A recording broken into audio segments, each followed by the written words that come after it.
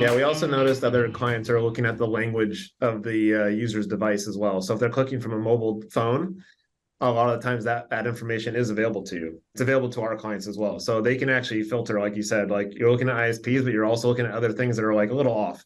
Like if the language primarily is coming through as like Vietnamese, for example, and you're targeted on a US campaign, that may indicate something. It's not a guarantee, but it's an indication. So it's you start to learn these indicators that are probably pointing in that direction.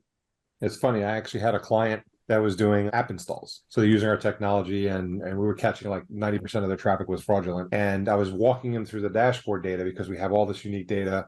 And the one that popped up was the language of the browser. And 90%, which were the top 4 languages, were not even native to that country when they were running the traffic. And they were like, it was the first time that data was actually something that somebody queued in on and said, wow, that makes a lot of sense. Because they always try to help people like, 80% of it's fraud. Well, can you show me why? Like, can you find a pattern? Can you show me something? Yeah.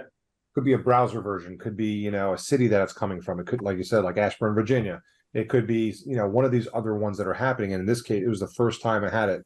Somebody said, oh my God, I recognize those languages are not natively spoken there. And it's 80 or 90% of the traffic.